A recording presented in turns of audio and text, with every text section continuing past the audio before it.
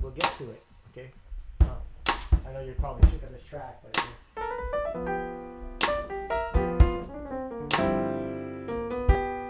Okay, here's the 2-5-1. Keeping it simple. Here comes the landing before the landing. 5. You hear that?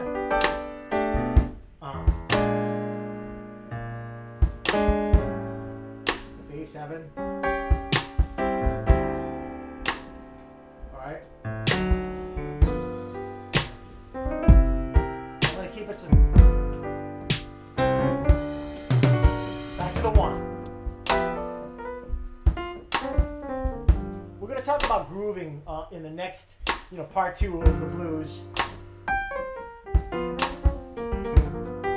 Here comes the 5.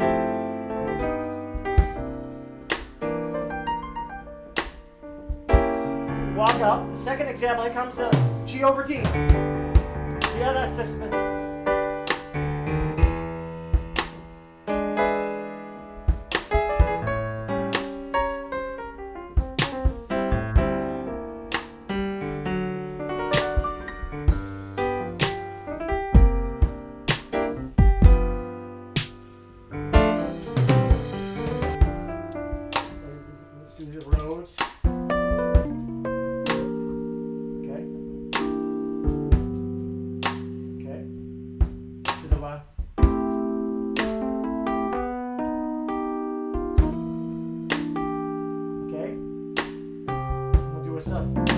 Sus to the G over B. There's the stack.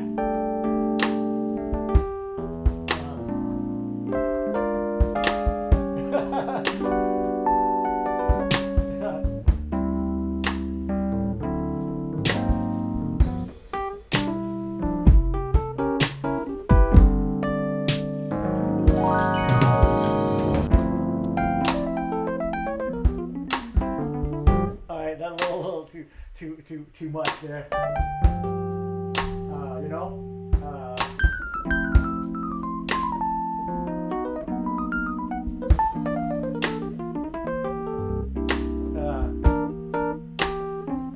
Okay. Okay.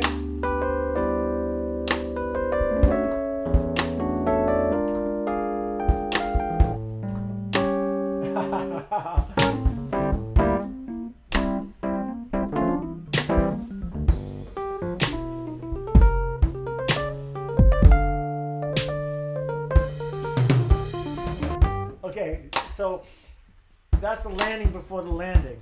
Okay, I'm gonna stop the track and stay in the keyboard world so you can follow what I'm saying.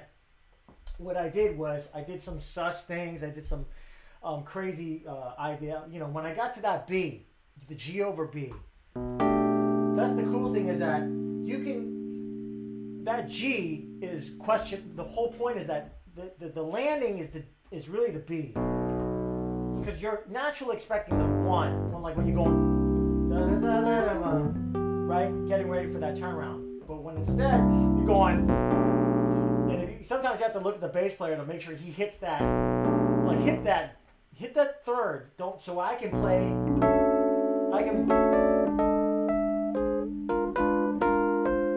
whatever. What I'm saying is,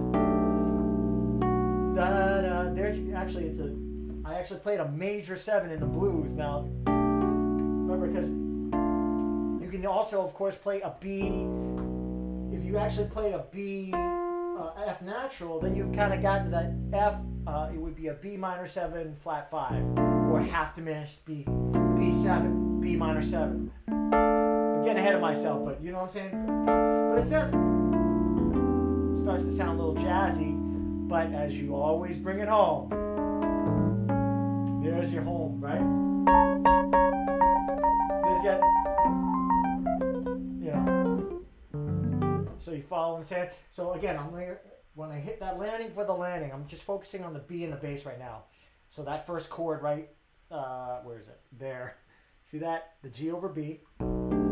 So hope you're writing some of this down. I'm not showing off, but so there's a lot of things that can play. Sometimes I'll play a G, A, D, F sharp on top. You know. Now we're getting way out there. But remember, this happens for one measure. Measure 7 and measure 8. So there's your landing. And then the B flat 7.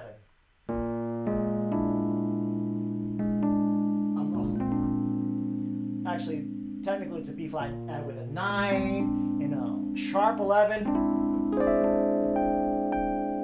You know, I don't look at it that way because I realize, in a way, we're still just playing the blues. You know, when you think about it, even though there's the B flat chord, watch. And one thing I learned, someone told me when I was, you know, I went to study jazz in college, is that here's another little secret. When the soloist is playing out, you stay in. You follow what I'm saying? Now, if the soloist is playing in, you go out. Follow what I'm saying? So you create that dissonance. So, like, that's why it works. It's because the mind is expecting sort of a bluesy thing. So, you know, ba ba ba ba da ba da da ba ba ba ba da da da da. And it still sounds hip because you're ba ba ba ba da da da da. So you can get outside. Ba ba ba ba ba ba ba ba ba ba ba ba. But then check it out. I'm gonna back home. I'm staying in, but then see what I mean? And that, you know, I just played an E flat. Like a E flat. I played an E flat basically in the blue, right? But when you, that's another lesson, is the tritone sub. So A7, see the A7 right there? I'm in the 2/5. I actually played. Remember, when you're playing in, the horn player can go out. So you can go A flat, you can go G flat.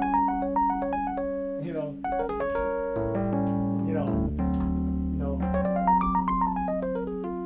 B flat triad, E flat, A flat triad, back home. As long as you bring it home, okay? So that might be a little bit too much, but I think you hear what I'm saying as far as that landing, you know. All right. Now we're gonna go to the next. The alternate landing is that G over D, and let me get to the piano stylistically, right? So you go. Let me play the track. So that, okay. So let's get to the track. All right. You know, with standard blues.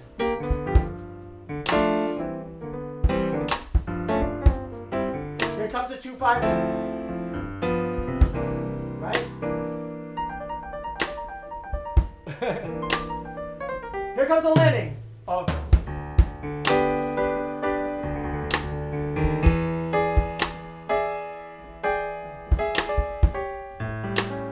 Set you up enough. Sorry, I just got carried away. But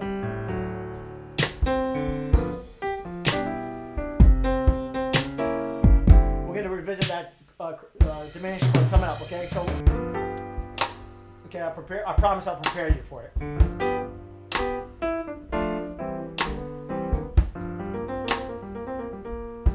Right? Comes to Maz. Okay. Here comes the diminished chord. C sharp diminished. Here comes the G over D. There. It's E7.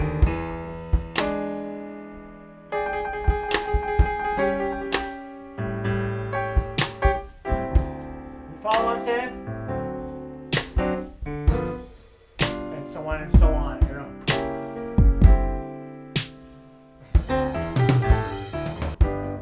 We'll do it one more time, just for.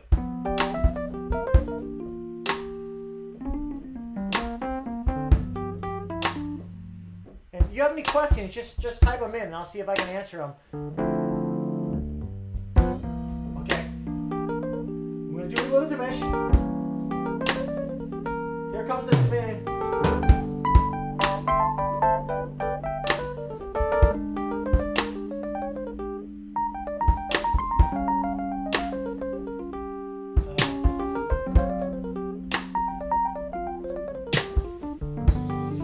All right, so you follow what I. Let me stop the track.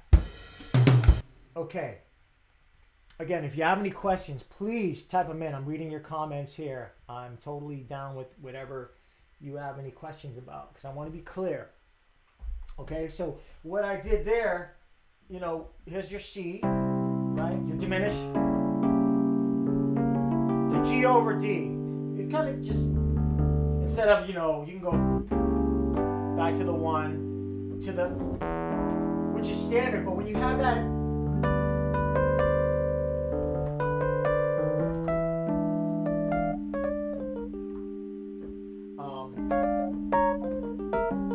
I don't know, it just gives it a little flavor. That's all. An alternative.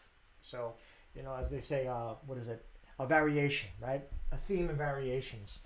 So that's what I'm talking about.